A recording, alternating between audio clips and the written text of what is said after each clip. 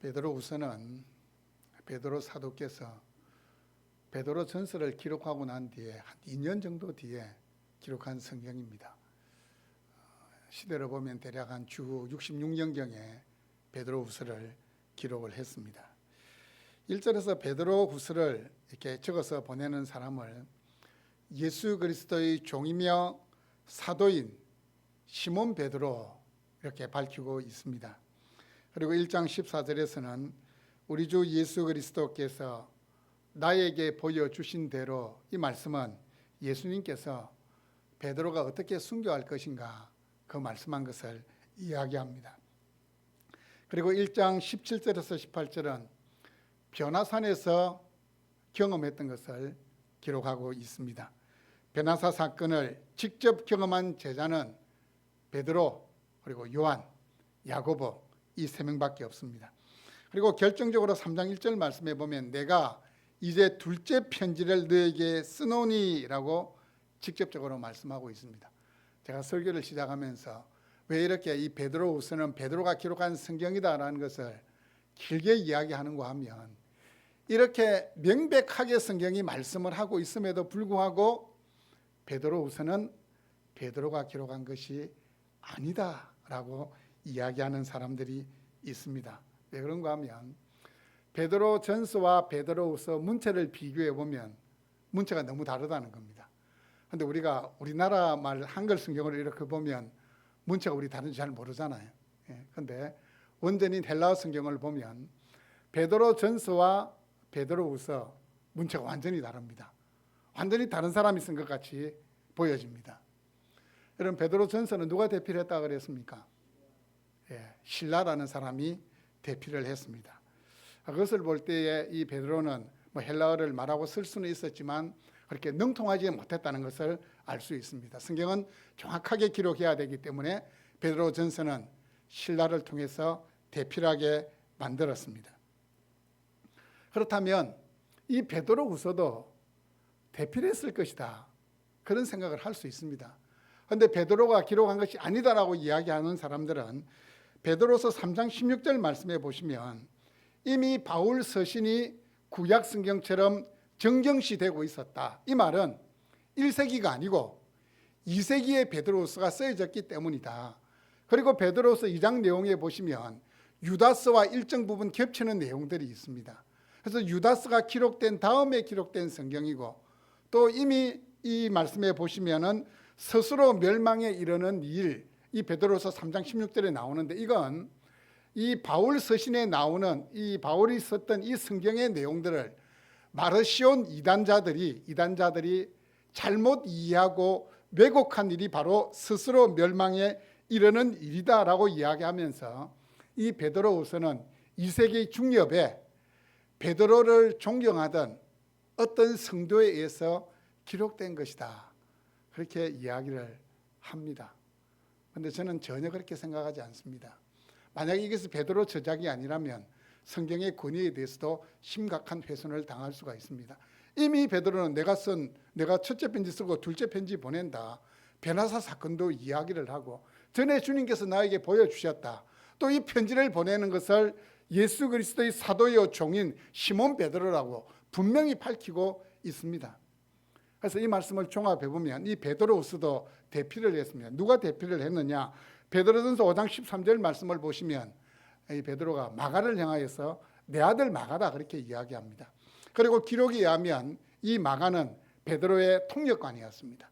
베드로의 통역, 이 헬라어로 이렇게 말하는데 통역을 도와주는 사람이었기 때문에 학자들은 이 베드로후서도 마가가 대필했을 것이다 라고 생각을 합니다. 그렇다면 신라와 마가는 전혀 다른 사람이기 때문에 문체가 같겠습니까? 다르겠습니까? 당연히 다른 거죠. 우리가 똑같은 주제를 가지고 글을 써도 똑같은 글이 나오겠습니까? 문체가 다른 거예요. 대충 내용을 주고 이 내용을 바탕으로 글을 써보라 해도 우리는 다 내용이, 문체가 다 사용하는 단어가, 또 문장이, 구사하는 의의가 다 다를 수밖에 없습니다. 베드로후서는 베드로 사도가 기록을 한 겁니다. 또 이게 베드로 저작서를 의심하는 자들을 이야기합니다. 아니, 어떻게 같은 사도가 거의 비슷한 시기에 기록을 했는데 내용이 다르냐, 그렇게 이야기를 합니다. 자, 복습합니다. 베드로전서의 내용이 뭐였습니까? 베드로전서의 내용, 고난에 직면한 성도들을 권면하고 위로하는 내용이 베드로전서의 주된 내용이었습니다. 베드로후서의 주된 내용은 거짓 선지자들과 거짓 교사들에 대한 경고를, 그들의 가르침에 대한 경고를 주는 내용. 다시 말하면 베드로 사도가 활동할 때는 그렇게 거짓 교사나 거짓 선지자들의 활동이 좀 미미한 상태였습니다. 하지만 세월이 조금만 흘러가면 이 거짓 교사들과 거짓 선지자들이 곳곳에 나타나가지고 자신들의 가르침으로 성도를 미혹하고 교회를 회방시키려는 그것을 사도 베드로는 이미 내다보면서 두 번째 편지에서는 거짓 선지자와 거짓 교사에 대한 가르침을 주의하라 라고 경고의 내용을 주는 것이 바로 이 베드로후서의 내용입니다. 여러분, 주 60년대 초대교회에서 가장 영향력 있는 인물이 누구겠습니까? 누가 가장 영향력이 있겠습니까? 베드로가 가장 영향력이 있었습니다. 이때 베드로는 로마에 있었다고 이렇게 여겨지는데, 어쨌든 베드로가 말씀을 전하면 그 당시의 성도들은 뭐라고 생각하겠습니까? 주님이 직접 말씀하시는 것처럼 그 말씀에 대한 권위를 둡니다. 요즘도 마찬가지잖아요. 유명한 목사님들의 설교를 이제 우리는 유튜브를 통해서 마음껏 볼 수 있습니다. 그래서 그런 사람 많이 대해봤거든요. 제가 이렇게 좋아하는 어떤 목사님이 이 말씀에서 이렇게 말씀하시던데 마지막 그 말씀이 최고의 말씀인 것처럼 그렇게 이야기를 하는 것을 들었습니다. 어떤 문제에 대해서 이야기하면 우리 유튜브에서 그 서울에 있는 큰 목사님이 이렇게 말씀하시던데, 그 말씀을 따라가는 것이 막 진짜 진리인 것처럼, 그 말씀만 진리인 것처럼 그렇게 이야기하는데, 여러분 여러분의 신앙의 이 식견을 넓히고 마음의 양식을 위해서 얼마든지 좋은 목사님들의 설교를 들을 수가 있습니다. 하지만 반드시 기억해야 될 것은 가장 좋은 설교는 여러분을 목양하고 있는 담임 목사의 설교입니다. 왜 그런 줄 아십니까? 아무리 큰 교회 설교를 잘하는 목사님이라도 여러분의 이름을 알까요? 여러분의 상황을 알고 여러분을 위해서 기도할까요? 기도하지 않습니다. 여러분의 상황을 알고 여러분을 위해서 기도하는 목사의 설교가 내 영을 위해서 최고의 설교다, 그렇게 여겨야 됩니다. 이 베드로후서를 시작하면서도 평지 형식의 글을 쓰려고 하니까 그 시대의 편지 서식을 따를 수밖에 없습니다. 그 시대의 편지 서식은 이 편지를 보내는 사람이 누구냐를 밝히는 겁니다. 누구라고 밝히고 있습니까? 예수 그리스도의 종이며 사도인 시몬 베드로.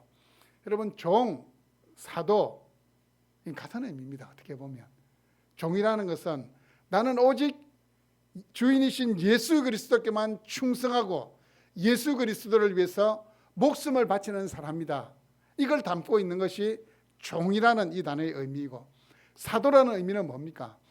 특별한 목적을 위해서 부르심을 받은 자입니다.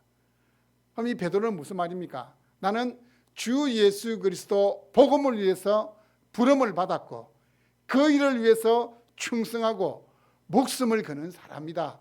이 표현을 예수 그리스도의 종이며 사도인이라는 이 표현 속에 들어있다는 겁니다. 그런데 저는 예수 그리스도의 종이며 사도라는 이 표현보다도 더 저의 시선을 주목시키는 단어가 있었습니다. 그게 뭡니까? 베드로 자신의 이름을 밝힐 때 누구라고 밝힙니까? 시몬 베드로. 여러분 아시다시피 시몬이라는 이름은 예수님 만나기 전에 자신의 부모가 지어준, 아버지가 지어준 이름이 시몬이었습니다. 그리고 베드로는요, 예수님 만나고 나서 예수님께서 지어주신 이름이 베드로입니다. 그런데 특이하게 이 베드로후서에서 시몬 베드로 이름을 같이 사용하고 있습니다. 이유가 뭘까요? 이유가 뭐냐면 제가 한번 고민을 해봤습니다. 왜 시몬 베드로라고 이름을 같이 사용했을까? 시몬이라는 이름은 예수님 만나기 전의 이름이고 베드로라는 이름은 예수님 만나고 나서 주어진 이름입니다. 시몬이 바뀌어서 뭐가 됐다고요? 베드로가 됐다는 거예요. 시몬은 갈릴리 바다에서 물고기를 잡는 그 사람이 사람을 낚는 어부가 되었다는 사람. 뭐가 그렇게 변화시켰다는 겁니까? 복음이, 예수님이 그렇게 변화시켰다는 사실입니다. 이 말은 자신의 이름 시몬과 베드로를 통해서 우리가 주목하고 우리가 마음에 담아야 될 그 이름은 누구밖에 없다고요? 예수 그리스도 한 분밖에. 예수 그리스도로 시작되고 예수 그리스도로 끝이 난다는 사실을 시몬, 베드로라는 그 이름을 통해서 우리에게 보여줍니다. 이어지는 말씀을 보시면 우리 하나님과 구주 예수 그리스도 이렇게 되어 있는데, 여러분 이걸 원어로 보면 어떻게 되냐면 우리 하나님과 구주 예수 그리스도가 아니고 예수 그리스도는 우리 하나님이시며 동수의 구주이시다, 이겁니다. 그런데 이게 번역을 하면서 우리 하나님과 구주 예수를 번역했는데, 이건 예수님에 대한, 예수님은 하나님이시고 우리의 구주시다, 그렇게 기록을 하고 있습니다. 베드로는 자신의 편지를 받게 되는 모든 성도들을 향하여서 뭐라고 이야기하냐면 동일한 보배로운 믿음을 가진 자들이다, 이렇게 이야기를 합니다. 남들보다 신앙의 연륜이 조금 오래되거나 아니면 특별한 신앙의 체험을 좀 한 사람들은 자신의 믿음이 좀 특별하다고 생각합니다. 나는 특별한 믿음을 가졌다, 이렇게 생각할 수도 있고, 또 요즘 개중에 이렇게 어떤 교회들을 보면 교회들도 이런 데가 있어요. 우리 교회는 특별하다, 우리 교회만 구원이 있다, 우리 목사님만 진짜 복음을 전한다, 이렇게 이야기하는 사람들이 있는데, 그리고 다른 교회들은 막 가짜다. 그리고 심지어 어떤 사람은 인터넷에서 장로교 교인들은 대부분 지옥 간다, 막 이런 식으로 지금 이야기하는 사람들도 있어요. 위험합니다. 진짜 위험한 거예요. 지금 사도 베드로는 뭐라고 이야기하고 있습니까? 동일하게 보배로운 믿음을 가졌다. 예수 그리스도 안에 있는 우리 모두는 동일하게 보배로운 믿음을 가졌다라고 이야기하고 있습니다. 남녀노소, 빈부귀천, 유대인과 이방인, 예루살렘에 있던 로마에 있던 관계없이 예수 그리스도를 하나님으로 구주로 믿는 자들은 보배로운 믿음을 가진 자다, 그렇게 말씀을 하고 있습니다. 여러분, 왜 보배로운 믿음입니까? 왜 우리 가진 믿음이 보배로운 믿음입니까? 이유가 뭡니까? 천국은, 영생은 세상에 있는 것 가지고 살 수 없기 때문에 보배로운 믿음입니다. 베드로 전서와 마찬가지로 성도들을 축복하며 시작하는데 은혜와 평강이 더욱 많을지어다. 베드로후서를 회람하게 될 성도들을 축복하고 있습니다. 여러분, 베드로 전서후서는 다 회람하는 서신이라고 했습니다. 한 교회가 읽고 또 다음 교회로 보내면서 이렇게 돌려볼 수 있도록 기록한 것이 바로 이 베드로후서 성경입니다. 베드로는 그 은혜와 평강의 기원을 밝히고 있습니다. 이어지는 말씀을 보세요. 하나님과 우리 주 예수를 어떻게 해요? 알므로. 하나님과 우리 주 예수를 알므로 뭐가 온다고요? 은혜와 평강이 더욱 많을지어다. 그러면 알므로라는 이 표현이 이 신약 성경에서 27권 신약 성경에서 한 20번 나옵니다. 20번 나오는데 이 베드로후서에서 몇 번 나오는 줄 아십니까? 4번 나옵니다. 그럼 이 표현이, 이 베드로후서가 무엇을 강조하고 있는지를 우리에게 보여주고 있습니다. 이 안다는 것은 이 부분적인 지식이 아니고 완전한 지식을 이야기합니다. 요만큼 아는 것이 아니고 전체를 아는 것을 이야기합니다. 어떤 추상적인 지식이 아니고 특정한 대상에 대해서 지각과 지식과 분별력을 가지고 있는 것이 암이라는 이 단어입니다. 그리고 암이라는 것은 단순한 객관적인 지식을 가리키는 것이 아닙니다. 여러분, 하나님과 예수님에 대한 객관적인 지식은 구글링하면 나옵니다. 구글에서 하나님이 누구인가, 예수님이 누구인가 치면은 쫙 나옵니다. 요즘 챗 GPT에 물어봐도 그냥 줄줄줄줄 나옵니다. 객관적인 지식은 그냥 나옵니다. 또 야고보서 2장 19절 말씀에 보시면 사탄도 귀신도 예수님 알고 있다, 하나님 알고 있다 했습니다. 내가 하나님은 한 분이신 줄을 믿느냐, 잘하는도다. 귀신들도 믿고 떠느니라. 하나님이 누군지, 예수님이 누군지 그 객관적인 지식은 귀신들도 가지고 있다는, 마귀도 알고 있다는 사실입니다. 암이라는 것은 믿고 사귀고 같이 살면서 체득하게 되는 깊은 지식을 말합니다. 그러면 우리 주 예수 그리스도를 안다, 알므로라는 이 말은 한 번만에 얻어지는 것이 아니라는 사실입니다. 하나님의 말씀이 진리라는 것을 삶을 체험하고 누릴 때 암이라는 이것이 우리의 것이 된다는 말씀입니다. 하나님과 주 예수님을 믿고 교제하는 삶 속에 은혜가 있고 평강이 있습니다. 은혜라는 말을 이렇게 쓰는데 원어로 보면 은혜는 기쁨이라는 단어와 뜻을 같이 합니다. 은혜는 곧 기쁨입니다. 찬송가 266장 3절을 보시면 이런 고백이 나옵니다. 주 예수를 깊이 아는 놀라운 그 은혜, 하늘나라 즐거움이 매일 새롭도다. 은혜가 어떻게 된다고요? 즐거움으로 가는 거예요. 은혜를 받으면 어떻게 돼요? 즐겁게 되는 거예요. 은혜 충만하면 즐거움이 넘치는 거예요. 이단들의 특징은, 사이비들의 특징은 딱 한 가지입니다. 자신들이 믿는 것이, 자신들이 아는 것이 특별하다는 겁니다. 자신들은, 다른 성도들은, 다른 교회들은 모르고 있는 것을 알고 있다는 겁니다. 그게 왜 그런 줄 아십니까? 교회 역사에 있어서 처음 나타난 이단이 영지주의 이단입니다. 자신들만 특별한 지식을 가지고 있다라고 주장하는 이단들이 교회사에 처음 나타난 이단들입니다. 그 이단은, 모든 이단은 그 뿌리와 같이 하고 있기 때문에 모든 이단들은 자신들이 특별한 존재라고, 자신들이 특별하다고 이야기를 하는 겁니다. 다른 거 없습니다. 2000년 전 나타났던 그 이단과 뿌리를 같이 하고 있기 때문에 그렇게 주장하는 겁니다. 자신들이 특별한 깨달음을 가지고 있다는 이야기를 하고 있습니다. 뿐만 아니고 지금까지 믿는 것에서는 뭔가 부족한 것이 있다, 우리가 알고 깨닫고 믿는 이것이 새로운 것이다 라고 주장하고, 또 많은 이단들이 예수 그리스도는 뭔가 좀 부족하다, 뭔가 보충을 해야 된다, 그렇게 이야기를 합니다. 여러분 기억하십시오. 예수 그리스도는 우리의 구원을 위한 마침이 되십니다. 마침표가 되십니다. 예수 그리스도 외에 뭔가 더 해야 된다, 그건 전부 뭡니까? 이단입니다. 그건 사이비입니다. 사이비입니다. 예수 그리스도는 우리 구원을 위한 마침이 된다는 사실, 죽었던 인간들에게 생명을 주고 영생을 얻게 하는 길, 그 하나님 앞에서 경건하게 살아가는 모든 진리는 예수님을 통해서 이미 우리에게 주셨습니다. 기억해야 됩니다. 다 주셨습니다. 예수 그리스도 안에 다 들어 있습니다.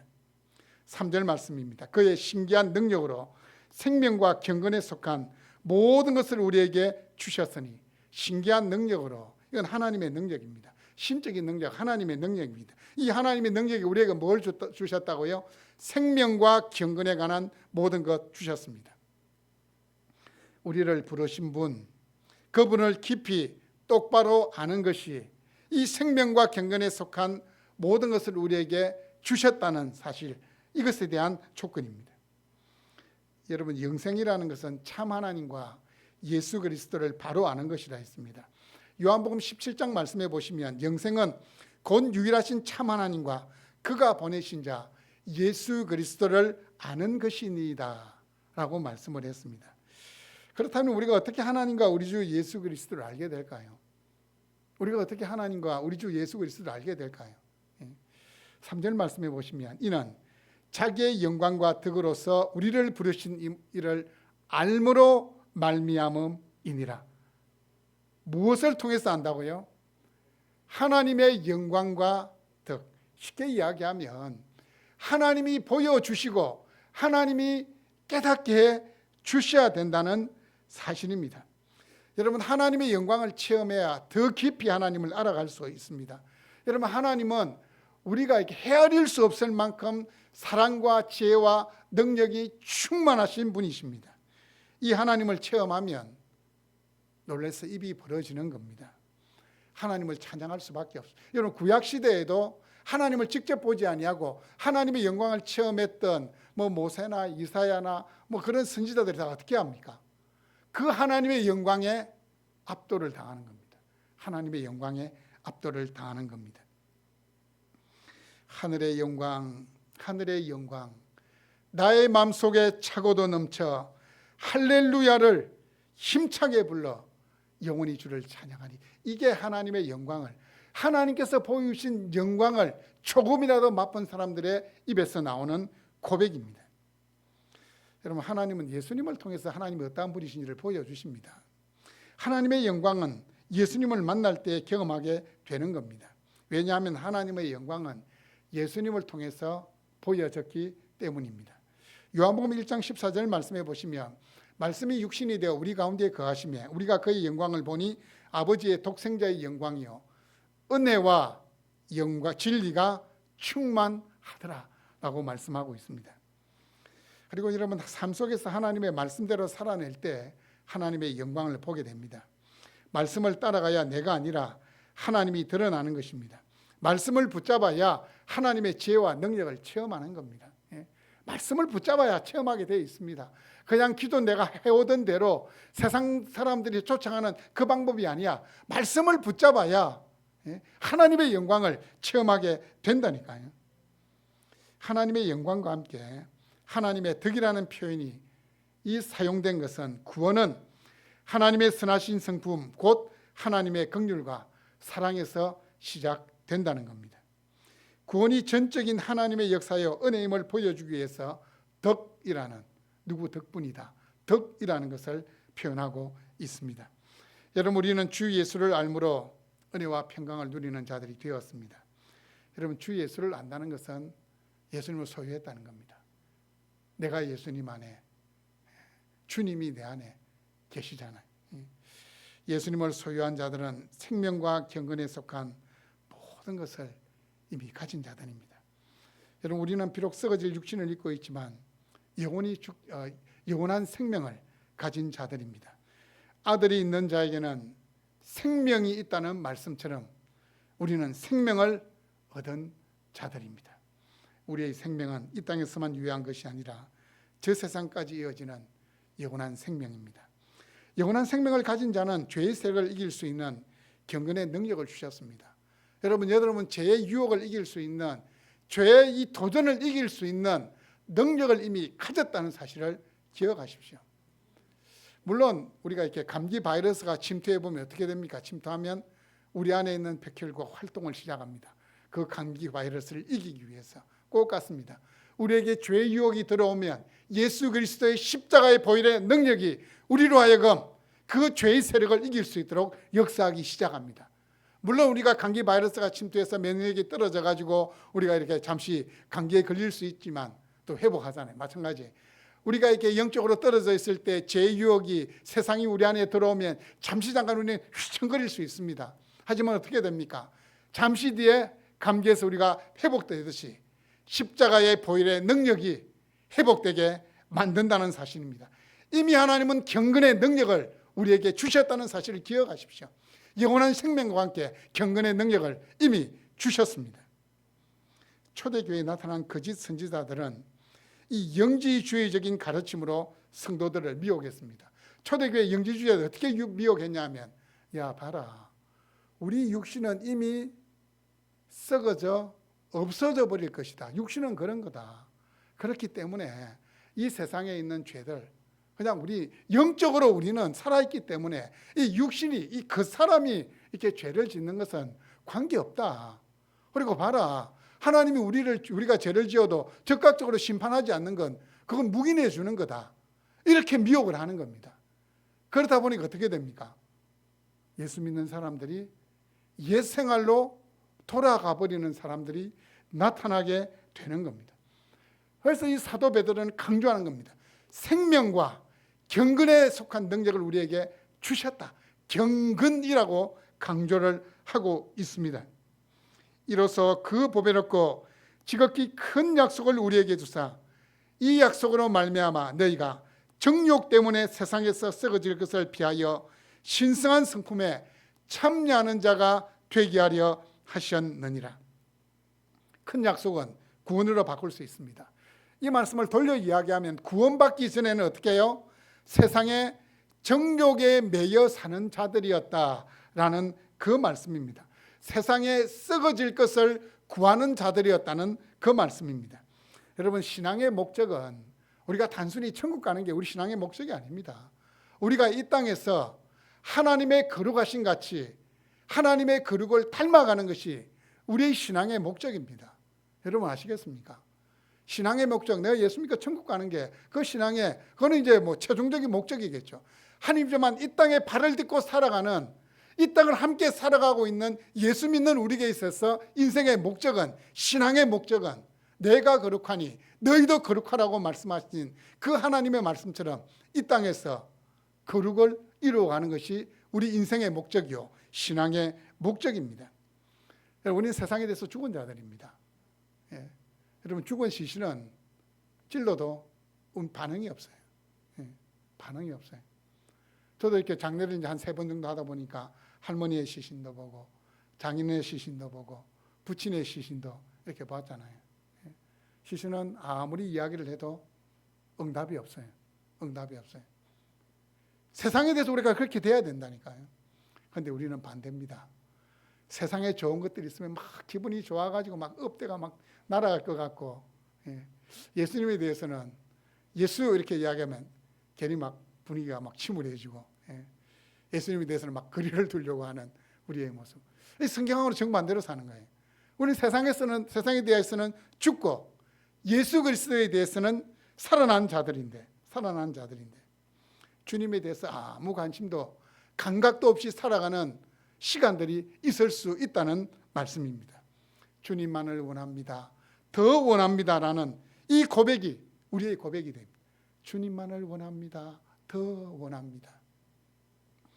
지난 2017년 12월 22일 그때 저녁에 제가 KBS TV를 이렇게 딱 트는데, 그때 KBS 다큐멘터리, 제가 지난주에 잠시 언급을 했죠.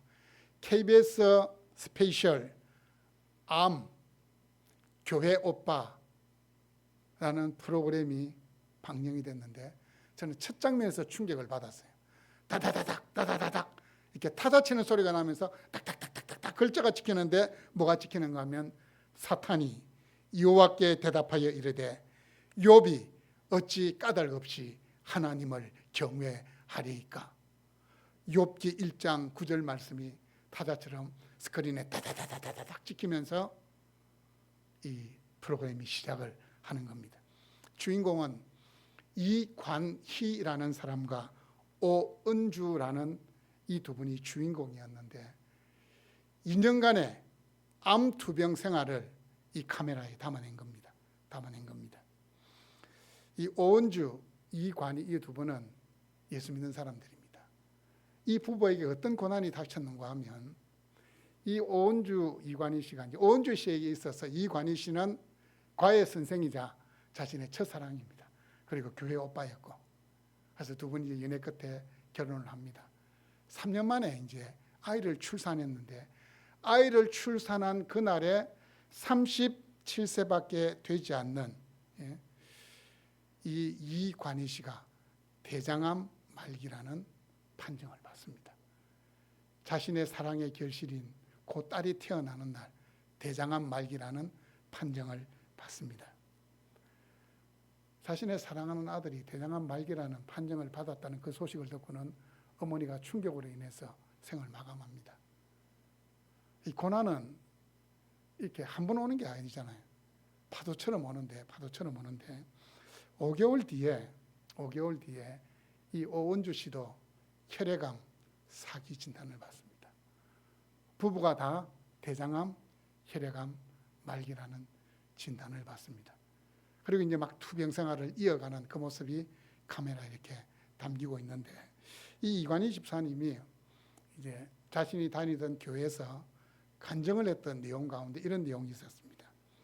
나는 너무 짧은 시간에 너무 큰 고난을 연달아 받아서 그 누구도 경험하지 못한 하나님의 깊은 사랑과 은혜를 체험했었구나라는 위안이 들었습니다. 그리고 또 이런 고백을 했습니다. 주님은 눈부신 삶을 사는 사람을 증거로 삼기도 하지만 나처럼 고통 속에서도 주님을 놓지 않으려는 사람도 증거로 삼으려는 것 같습니다. 얼마나 놀라운 고백입니까? 근데 결국 이 이간희 집사님은 이 암으로 인해서 세상을 떠납니다. 천국에 갑니다.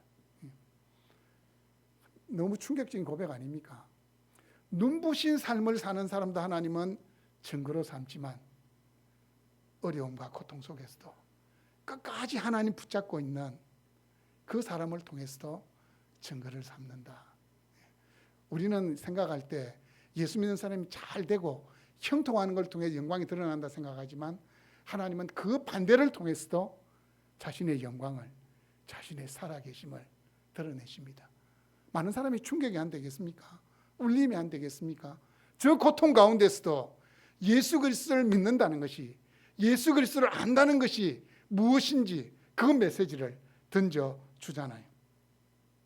이관희 집사님은 그 투병하는 그 생활 동안 더 온전한 삶을 살기 위해서 몸부림쳤고, 비록 암이라는 것이 자신의 몸을 서서히 말라가게 했지만, 죽어가게 만들었지만 은혜와 평강을 누리고 있다는 사실을 그 스크린을 통해서 보여주었습니다.